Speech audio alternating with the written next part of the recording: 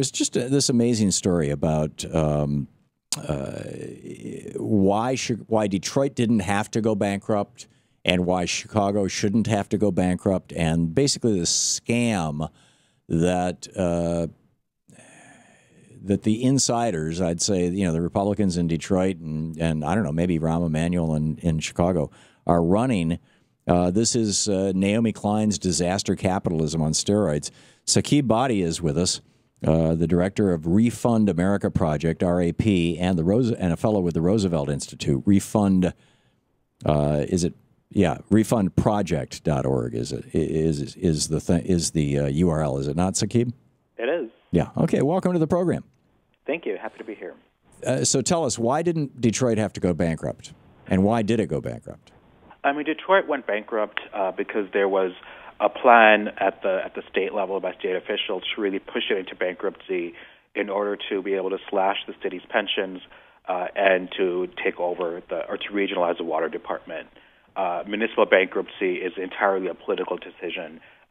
There were definitely many structural problems that Detroit faced, but at the end of the day, the reason why it went bankrupt was not because its finances were unhealthy. It went bankrupt because the Republican legislature and the governor that came in after the 2010 elections, they sought bankruptcy as the best way to slash pensions, and they came in there wanting to slash pensions, and that was the means to the end. And they had to pay for those tax cuts for millionaires and billionaires that I want to say Rick Snyder, that's the governor, right? Yep. Has been promoting. Oh yeah, absolutely. I mean, in the bankruptcy, the thing that was not touched at all was corporate subsidies that the city was paying out to various millionaires, billionaires for moving their offices downtown. Right. Okay. So, what's the story with Chicago? I mean, we have a similar situation where Chicago and Illinois more broadly, we have one of the most regressive tax systems in the entire state, in the entire country, where poor people pay a greater share of their income in taxes than the rich.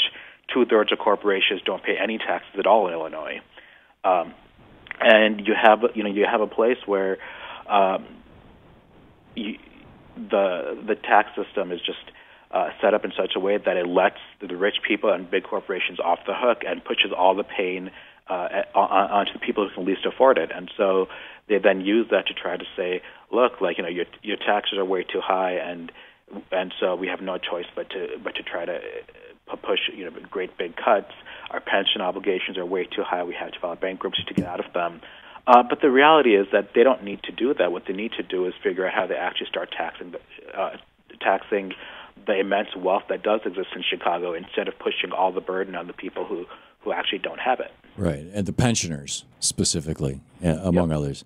Pensioners, among others. Yeah, this is essentially neoliberalism. It's destroy the poor and the working people, take away the social safety net, and make sure that the very, very rich get richer. It's astonishing. Who's behind this in Chicago?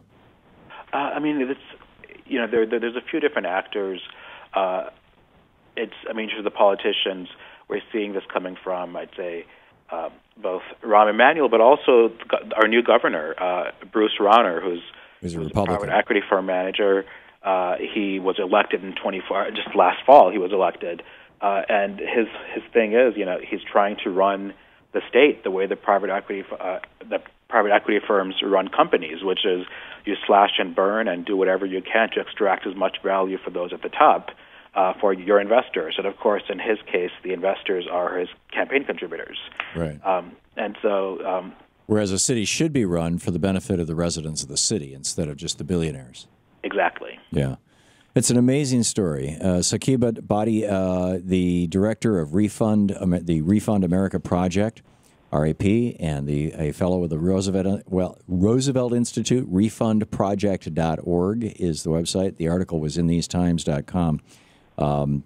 The article is titled, Why Chicago Won't Go Bankrupt and Detroit Didn't Have to.